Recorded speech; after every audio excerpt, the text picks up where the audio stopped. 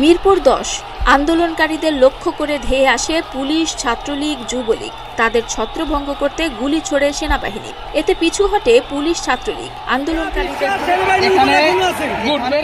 আসসালামু আলাইকুম সুপ্রিয় দর্শক বন্ধুরা, এবার ছাত্র জনতার পাশে দাঁড়িয়ে পুলিশ এবং ছাত্রলীগকে দাওয়া দিয়েছেন বাংলাদেশের সেনাবাহিনী।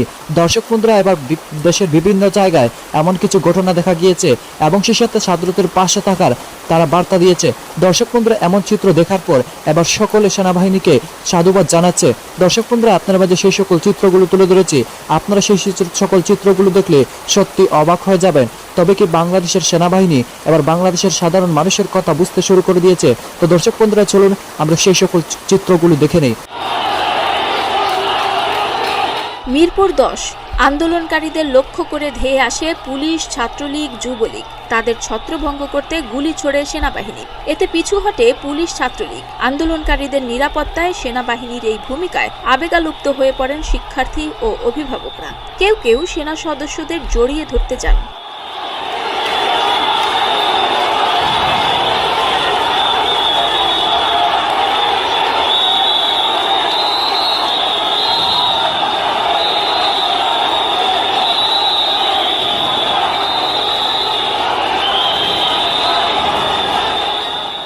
সেনাবাহিনীর কাছে নানা রকম অভিযোগ তুলে ধরেন বিক্ষুব্ধরা। শনিবারই জনগণের স্বার্থে ও রাষ্ট্রের যে কোনো প্রয়োজনে সেনাবাহিনী সবসময় পাশে আছে ও থাকবে বলে জানিয়েছিলেন সেনাবাহিনী প্রধান জেনারেল ওয়াকারুজ্জামান। এ ঘটনা খানিকটা যেন তারই প্রতিফলন।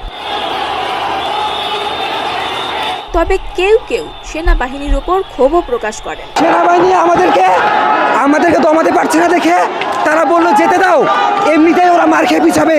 সেনাবাহিনী ছাত্রদেরকে নিরাপত্তা দিতেছে, বাট ওইখান থেকে ওনারা সেনাবাহিনীর সামনে ফায়ার করতেছে। এগুলো কি মাইনে নেওয়া যায়? আপনারা বলেন। ছাত্রলীগ সন্ত্রাসের, ছাত্রলীগ যুবলীগ সন্ত্রাসের ভাই, এগুলোর বিচার কেউ করবে না। আমরা সকালবেলা শান্তিপূর্ণ সমাবেশ করতেছি, আমাদের উপরে ককটেল ছাড়া হয়েছে, তারপর থেকে এতগুলো পাবলিক খেপছে। পাবলিক ছাত্ররা কি এমনি খেপে? সেনা সদস্যদের উপস্থিতিকে স্বাগত জানিয়ে স্লোগান দিয়েছেন বগুড়াবাসীও। রবিবার শহরের কালীতলা এলাকায় এমপি রাগেবুল আহসান রিপুর গাড়িতে আগুন দেয়া হয়। সেই আগুন নেভাতে সেনা সদস্যরা তৎপরতা শুরু করলে সন্তোষ প্রকাশ করেন আন্দোলনকারীরা। তাদের অনেকেই সেনা সদস্যদের সঙ্গে হাত মিলানোর চেষ্টা করেন। ঢাকা আরিচা মহাসড়কের ডেইরি গেট এলাকায় আন্দোলনকারীদের বিক্ষোভ চলাকালে সেনাবাহিনীর দুটি টহল গাড়ি যাচ্ছিল ঢাকার দিকে।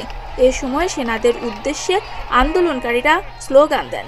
এক পর্যায়ে সেনা সদস্যরা মাইকিং শুরু করলে আন্দোলনকারীরা ইট পাটকেল নিক্ষেপ শুরু করে। রবিবার সন্ধ্যা থেকে অনির্দিষ্টকালের জন্য কারফিউ জারি করেছে সরকার। এ সময় বাংলাদেশ সেনাবাহিনী সংবিধান ও দেশের প্রচলিত আইনের আলোকে তার প্রতিশ্রুত দায়িত্ব পালন করবে। এক সংবাদ বিজ্ঞপ্তিতে এ তথ্য জানায় আন্তঃবাহিনী জনসংযোগ অধিদপ্তর।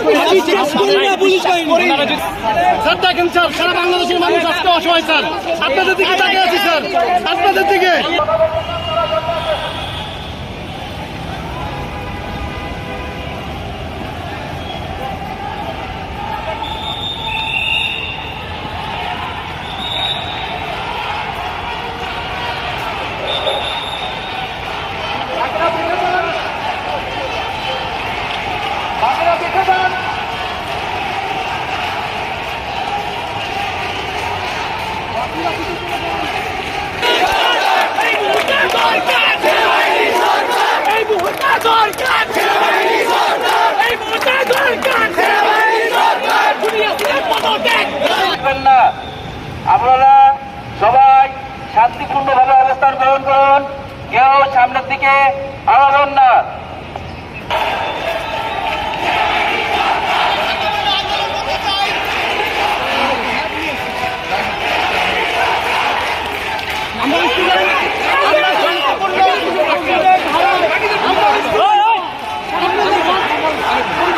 আপনাদের সাথে আমাদের আমরা চাই আপনারা যেটা করতেছেন শান্তিপূর্ণভাবে পুলিশ জানে আমাদের কাছে আসবেন। এইটাই হলো আমরা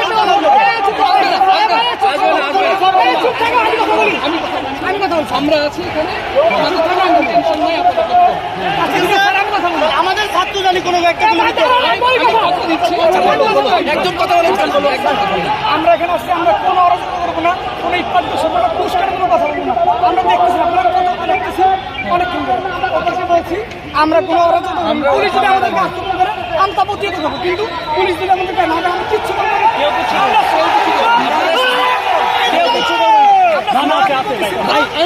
আমাদের দাবি ন্যায্য দাবি স্যার।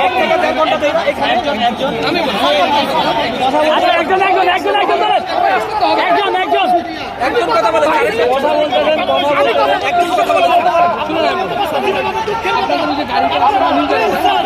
প্লিজ আপনাদেরকে অনেক ভালোবাসি স্যার, বাংলাদেশে আপনাদেরকে সম্মান করি স্যার। প্লিজ স্যার দেখেন স্যার, সারা বাংলাদেশের মানুষ আজকে অসহায় স্যার, আপনাদের দিকে তাকিয়ে আছি স্যার, আপনাদের দিকে স্যার। প্লিজ প্লিজ স্যার, আমরা পাঠিয়ে দিব। আমরা কোনো আন্দোলন করতে নামছি, আমরা কোনো লাঠি ছিল না প্লিজ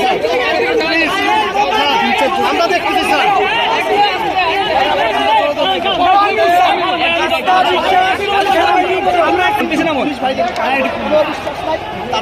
বিশ্বাস করি যদি আপনারা থাকতে যদি কাজটা রাখতো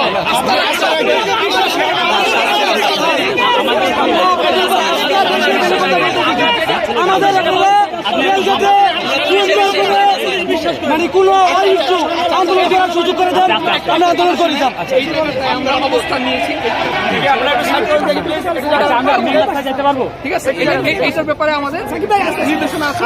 জরুরি অবস্থা সন্ধ্যা পরে না না, ঠিক আছে, সেনাবাহিনী বলছে ছাত্রদের মুখোমুখি হবে না সেনাবাহিনী।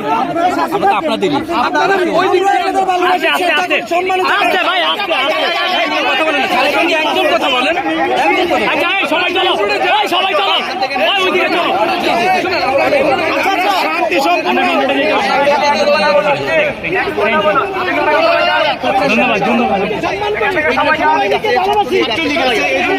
সবাই কথা বলতে তো হবে না। আচ্ছা আমরা একটু চাচ্ছি এখানে তো দর্শক বন্ধুরা, আপনারা হয়তো পুরো ভিডিও দেখে এবং সেই সাথে এই সকল বিষয়গুলো জেনে অবশ্যই বুঝতে পেরেছেন অবশেষে বাংলাদেশের ছাত্র জনতার পাশে কিছুটা হলেও সেনাবাহিনী এবার ভালো আচরণ করেছে এবং সেই সাথে পুলিশ এবং ছাত্রলীগকে দাওয়া দিয়ে এবং গুলিবর্ষণ করে তাদেরকে পালিয়ে দিয়েছে। দর্শক বন্ধুরা, আপনারা পুরো ভিডিও দেখে এবং সেই সাথে এই সকল বিষয়গুলো জেনে আপনাদের কাছে কেমন লেগেছে? তবে কি বাংলাদেশ সেনাবাহিনী এবার ছাত্রদের পাশে সবসময় এভাবে দাঁড়াতে পারবে, নাকি এটা তাদের জন্য কোনো অন্যরকম কাজ করে যাচ্ছে? তো দর্শক বন্ধুরা, আপনারা পুরো ভিডিও দেখে এবং সেই সাথে এই সকল বিষয়গুলো জেনে আপনাদের কাছে কি মনে হচ্ছে অবশ্যই কমেন্ট করে জানিয়ে দেবেন। তো দর্শক বন্ধুরা, ভালো থাকুন, সুস্থ থাকুন, আল্লাহ হাফিজ, আসসালামু আলাইকুম রহমতুল্লাহ।